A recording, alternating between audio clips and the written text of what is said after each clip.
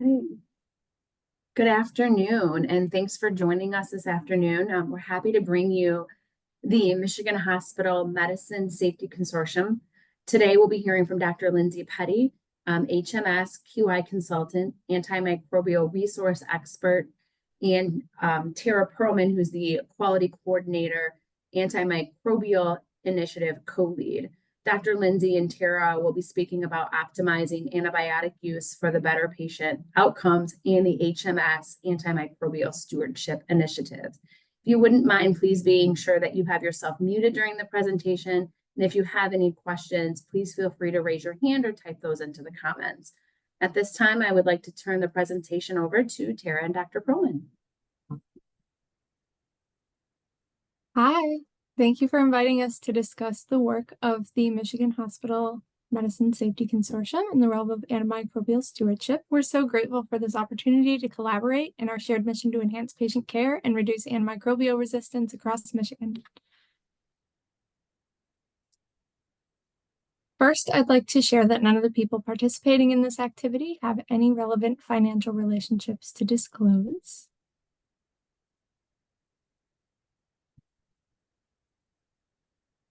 Next, I'll briefly review the agenda for today's webinar. So we're going to start with a short overview of HMS, then discuss key aspects of the antimicrobial initiative, specifically 5-day antibiotic duration for uncomplicated community-acquired pneumonia, reducing use of inappropriate empiric broad-spectrum antibiotics, reducing fluoroquinolone use, and reducing treatment of ASB, asymptomatic bacteriuria.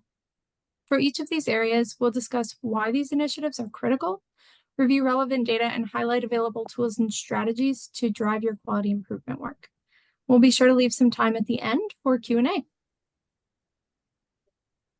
I'll begin by introducing Dr. Lindsay Petty, who is attending alongside me here today and will be assisting with questions. Dr. Petty has been a part of the HMS team for 7 years. She's a QI consultant and a microbial resource expert. She has many roles as an infectious disease physician, including physician lead for ambulatory adult antimicrobial stewardship and associate director for inpatient stewardship at Michigan Medicine. My name is Tara Perlman. I joined HMS in 2022 as a quality assurance coordinator, and I am the antimicrobial initiative co-lead. I am a nurse by background.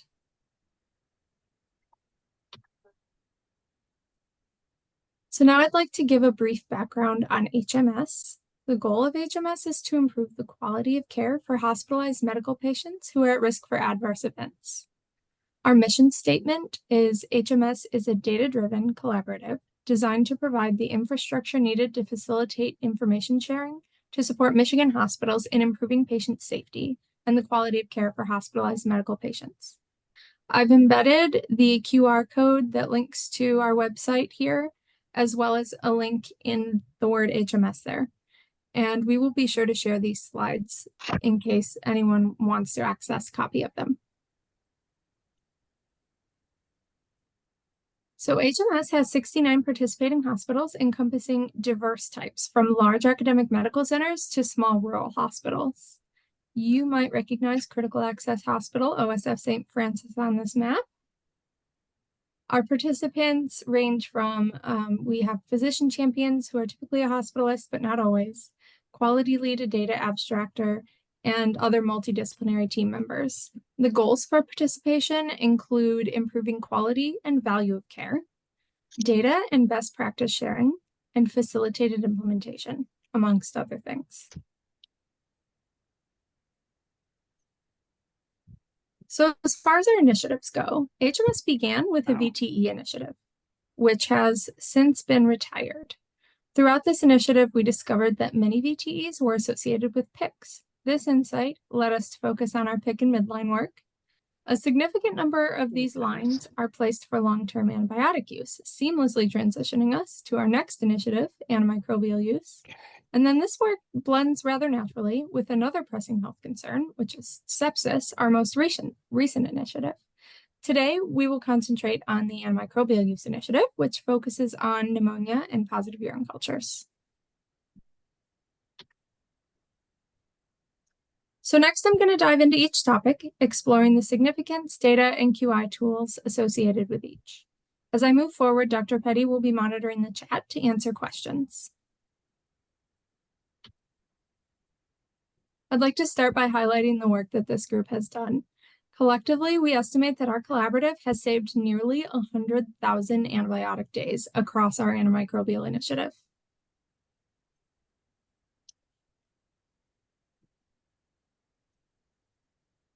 Now, I'd like to tell you that for all of these topics and more, we have created a toolkit and hosted webinars outlining evidence and resources that are available. This is public and all resources are available for your access, and you will find the link embedded within this slide. You can also pull out your phone and get ready to scan some QR codes. If you'd like to access our resources in real time, you're going to find these QR codes throughout today's webinar.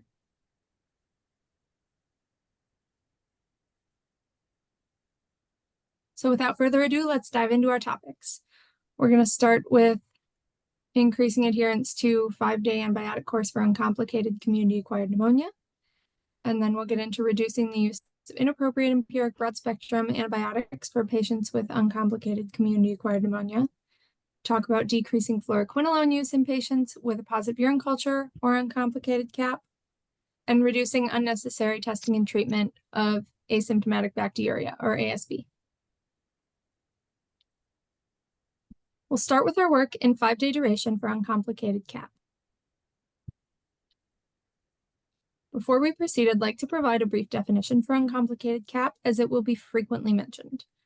In our database, for a patient to be categorized as having pneumonia, they must exhibit one radiographic finding and 2 or more clinical symptoms consistent with pneumonia. These cases are then classified as complicated or uncomplicated CAP based on specific case details. Generally, uncomplicated CAP patients do not have moderate to severe immunodeficiency, structural lung disease, moderate to severe COPD, respiratory cultures positive for Staphylococcus aureus, Pseudomonas, or other non-fermenting gram-negative bacilli.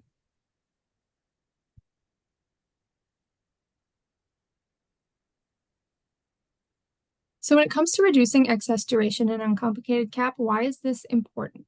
So here are some findings from just one publication. Excess duration of antibiotic therapy did not lead to better outcomes. So mortality, readmission, emergency department visits, no better outcomes across any of those variables that we found. Each day of excess therapy was associated with a 5% increase in odds of patient-reported antibiotic-associated adverse events after discharge. We did find that patients with a total duration documented in the discharge summary were less likely to be treated too long.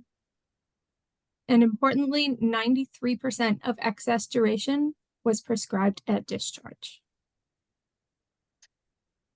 This is not an HMS-specific phenomenon.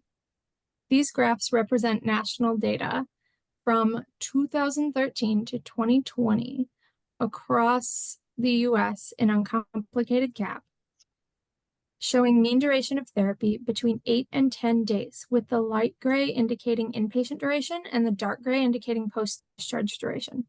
Across the nation, excess prescribing at discharge proves to be a persistent challenge.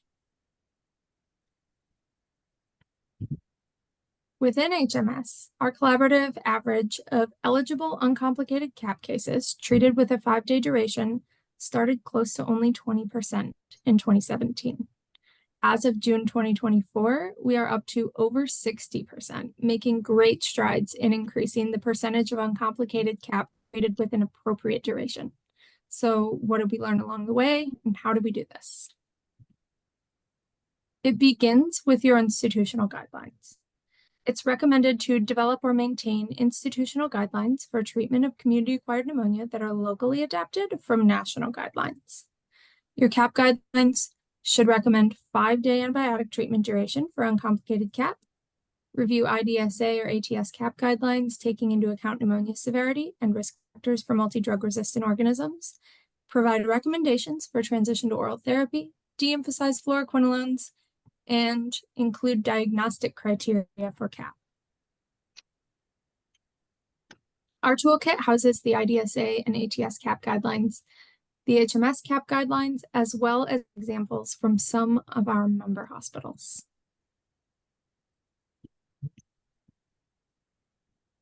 This is one example institutional guideline included in our toolkit.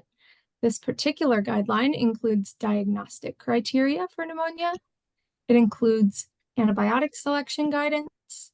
It addresses common broad spectrum use concerns as well, and includes oral duration, or oral step down and duration guidance.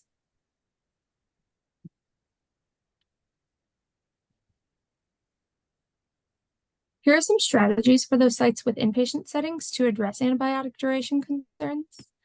So you can focus your efforts on discharge prescribing, since discharge prescriptions account for most excess duration.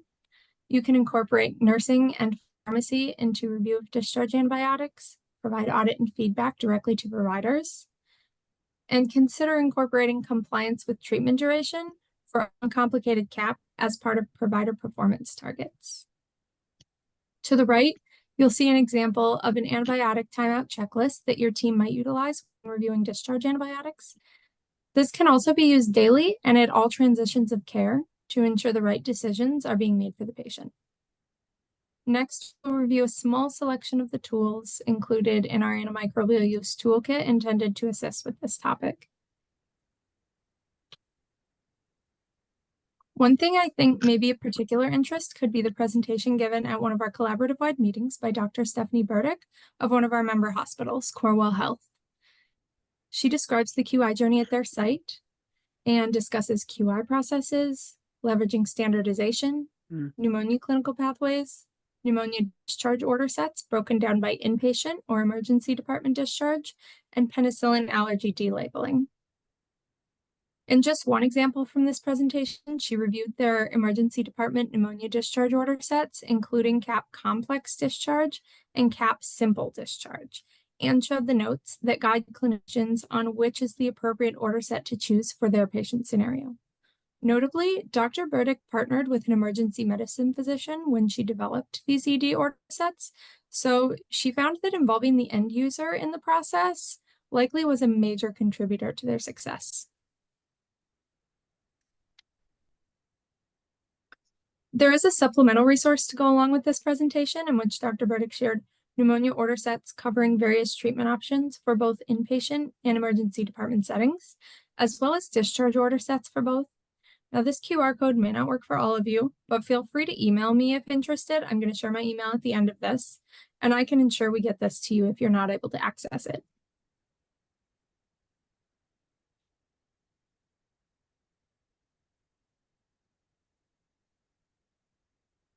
We also have examples from member hospitals and outside sources. On the left is the Strive for 5 poster that discusses recommendations and reminders aimed to reduce excess antibiotic duration. And on the right are CDC posters encouraging consideration of antibiotic duration.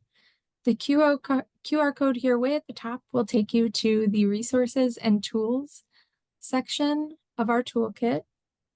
And it has these tools and many more aimed to help improve treatment duration for uncomplicated CAP.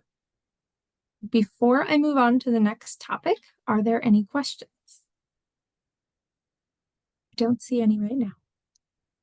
All right, next we're going to discuss reducing use of inappropriate broad-spectrum antibiotics for uncomplicated CAP.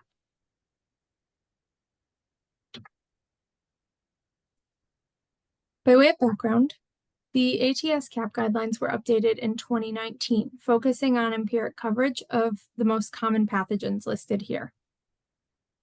Most patients do not need coverage for drug-resistant organisms. They also discussed that we should focus on most targeted empiric antibiotics for patients based on risk factors for drug-resistant organisms. So let's start by establishing factors that are not indications for empiric broad-spectrum coverage. So patients from skilled nursing facilities and no other criteria. Hospitalization in the previous 90 days as a single factor. And IV antibiotics in the previous 90 days as a single factor. You would still want to review their prior cultures, which may indicate a need for broader coverage.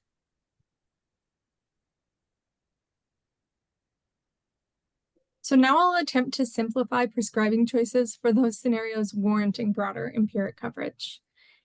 If there are any respiratory or blood cultures from the prior year that are positive, the applicable treatment can be started. So if one of these cultures is positive for MRSA, it's appropriate to start vancomycin. If a culture within the year prior is positive for Pseudomonas or other resistant gram-negative bacteria, it's appropriate to start Zosyn or other appropriate gram-negative coverage. The pharmacy manager at UMH Barrow Eaton. Please leave me a message and I will get back to you as soon. If there are no cultures available in the prior year or they're negative, we move on to the next step. If the patient has severe community-acquired pneumonia and within the prior 90 days has been hospitalized for more than 48 hours and received IV antibiotics, oral and nasal fluoroquinolone, it's appropriate to begin broader empiric coverage. But cultures and MRSA nasal swabs should also be obtained. If these result with no multi-drug resistant pathogen or are negative, therapy can be de-escalated. One of my very favorite tools is showing here on the right, which is a very simple and user-friendly flowchart to guide empiric broad-spectrum therapy choices and can be easily posted in any clinician areas for reference. This QR code will take you directly to this flowchart. So now that we've established who should be treated, you may be wondering where to start with focusing your QI efforts to reduce inappropriate empiric broad-spectrum therapy.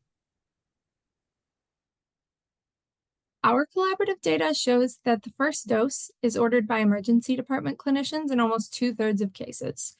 Furthermore, it's important to note, as this slide shows, that often what is started tends to be continued for 3 or more days. This is a sample of data from just 1 quarter and demonstrates the impact of treatment momentum. This really speaks to the significance of preventing inappropriate treatment from ever being started to begin with. This is where that flowchart can come in very handy as a reminder for your ED clinicians. Before moving on to reducing fluoroquinolone use, are there any questions?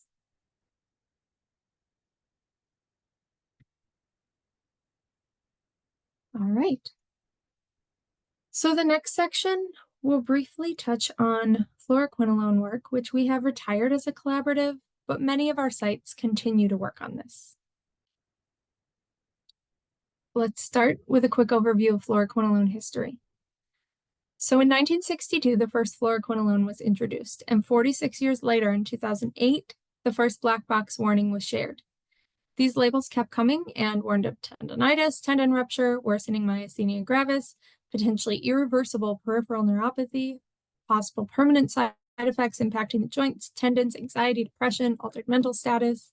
And by 2018, there were additional concerns, a safety communication drawing attention to adverse psychiatric effects and hypoglycemic risks, and an FDA warning cautioning increased risk of ruptures or tears in the aorta.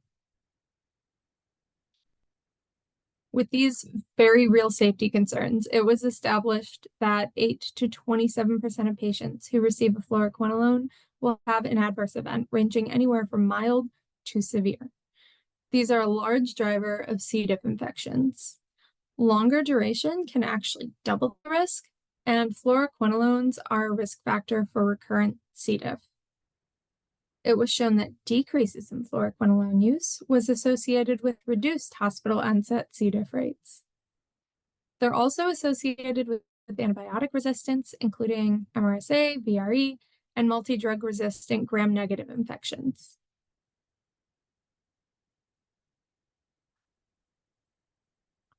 So I think I established the rationale for our team's goal of reducing fluoroquinolone use. Our data shows this is achievable. Our collaborative met our target of 10% or less cases receiving fluoroquinolones in the positive urine culture and uncomplicated CAP cohorts when a safer alternative was possible.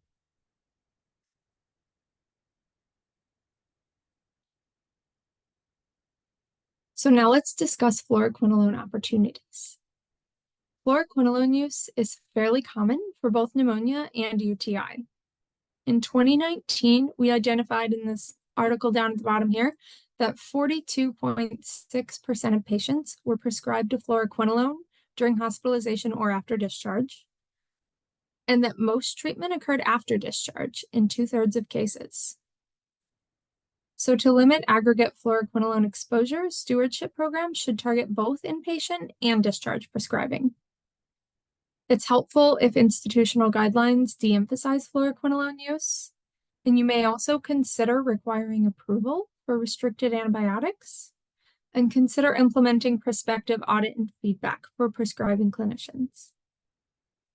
The goal here is a safer alternative therapy should be chosen when treating UTI and uncomplicated CAP.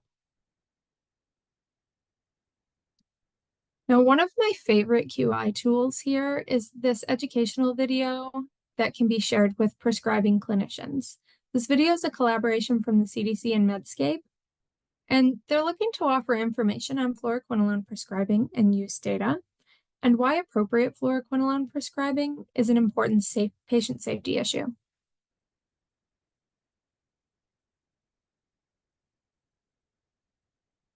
And again, our toolkit at large has many more resources, references, and tools.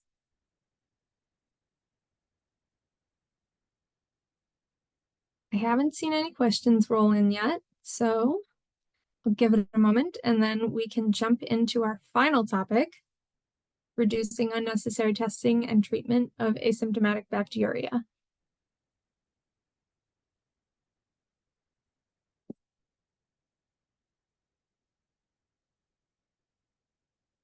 All right, so first we start with defining ASB. So patients with a positive urine culture without any symptoms attributable to a UTI is asymptomatic bacteriuria. In the absence of signs or symptoms attributable to a urinary tract infection, patients with positive urine culture and/or pyuria should not be treated with antibiotics, irrespective of high bacterial colony count or multi-drug resistant organism. Prospective studies and randomized controlled trials have been conducted showing the lack of clinical benefit to treating ASB. There's no difference in frequency of symptomatic UTI, development of chronic kidney disease, hypertension, chronic GU symptoms, diabetes complications, or survival. So the question remains, is there potential for harm? And yes, data has shown that treating ASB comes with significant potential harms. Increased antibiotic use leads to increased C. diff and adverse drug events. 20% of non-clinically indicated antibiotic regimens were associated with adverse drug events. Across the state, HMS data shows that this is associated with longer length of hospital stays.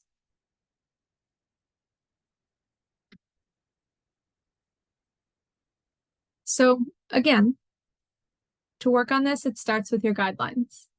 Ideally, UTI and ASB institutional guidelines should focus on recommending against sending urine cultures in the absence of urinary symptoms, recommend against treating a positive urine culture in the absence of urinary symptoms, provide recommendations for transition to oral therapy, and de-emphasize fluoroquinolones. To the right, you'll find an example page from the HMS UTI guideline. This QR code will allow you to access the HMS UTI guideline directly.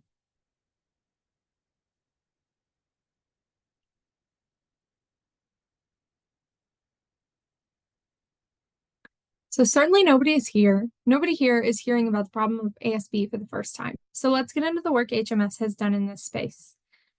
This measure assesses patients treated for ASB out of all positive urine cultures, with treatment occurring on day 2 or later of the encounter.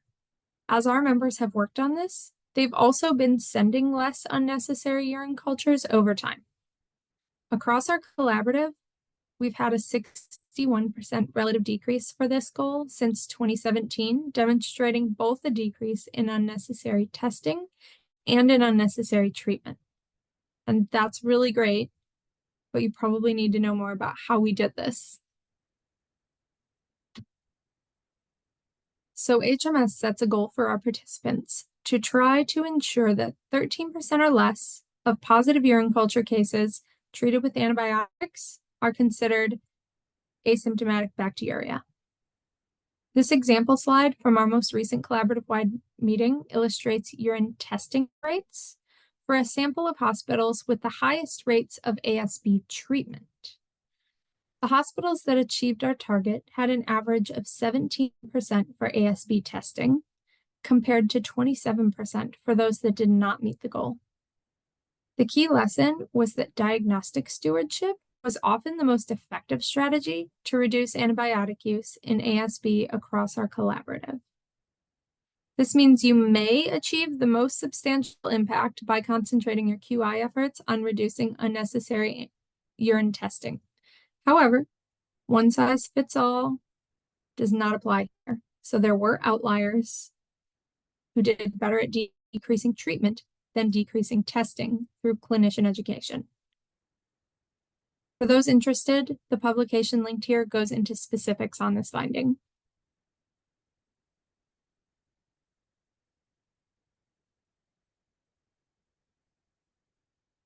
So how do we reduce unnecessary testing in ASB? Here are some suggested strategies to focus on diagnostic stewardship. You can require indications for urine culture testing. You can implement best practice alerts to discourage ordering urine testing in the absence of signs or symptoms of UTI.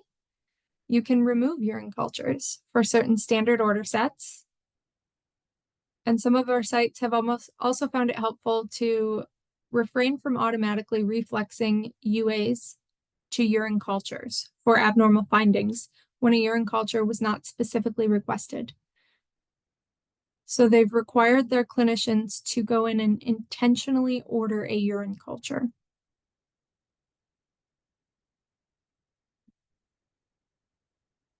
If you'd like an idea on where to start, we found the diagnostic momentum goes a long way. Among over 2,000 patients with ASB, emergency medicine clinicians initiated 80% of urine culture orders and 68.5% of treatment.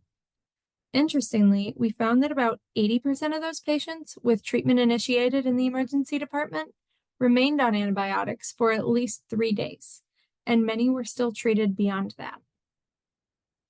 So for the best impact, stewardship intervention should be expanded to the emergency department. We also noted increased length of stay and C. diff among those treated, and the same even with the 25% of patients with AMS removed from that assessment. This publication offers additional insights if you would like to read more.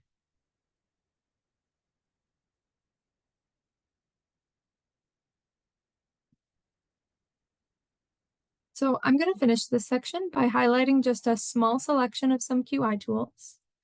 These can be placed in high traffic clinician areas for easy reference and reminders.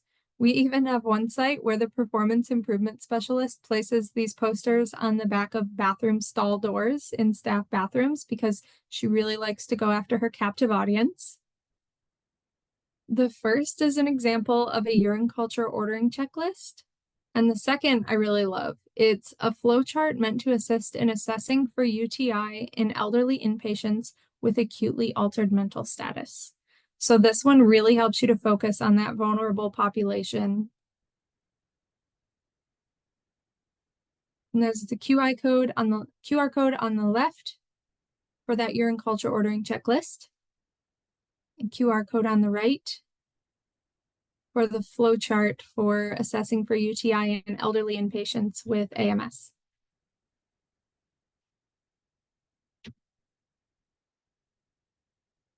So another common intervention from our sites is building clinical decision support into their electronic health records, such as requiring an indication to order a urine culture.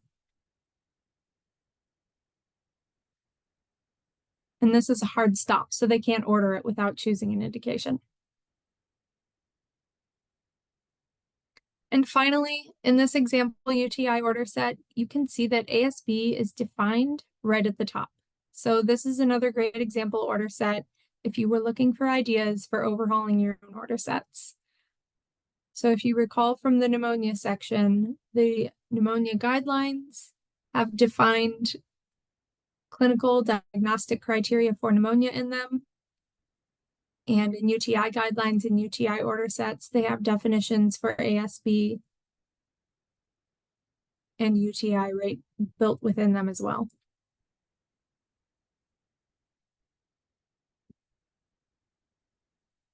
So in summary, Targeted antibiotic stewardship practices can improve antibiotic use, leading to improved patient care and decreased antimicrobial resistance.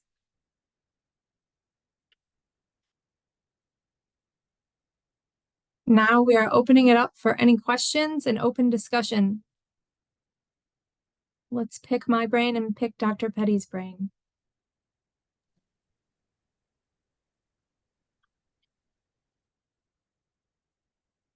I'll give it a moment here before I move on to the contact slide.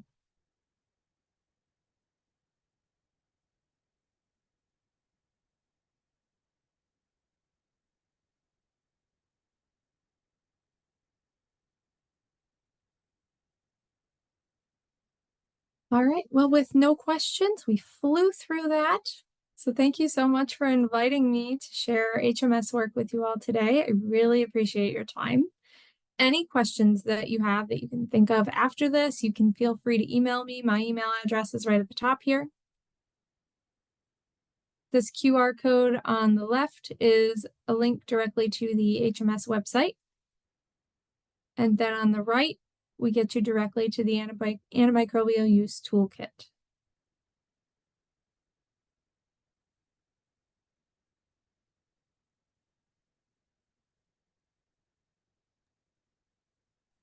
All right, well, thank you so much, Tara and Dr. Petty, for being with us today and sharing all this wonderful information. I do agree, Jen, it was great information. So thank you, everyone that's putting their thank yous in the chat. Greatly appreciate your time and all of the effort that you've put into the toolkits and making those available. So again, we really appreciate you being here with us today. In an effort not to take up anyone's valuable lunchtime on a Friday afternoon. Thanks everyone for attending. And we will see you. Yes, Janelle's slides will be sent out and the recording of the webinar here will be up on the Michigan Center for Rural Health's website here within the next week or so. There's no more questions. Everyone have a great weekend and a great Friday afternoon. Bye, everybody. Bye.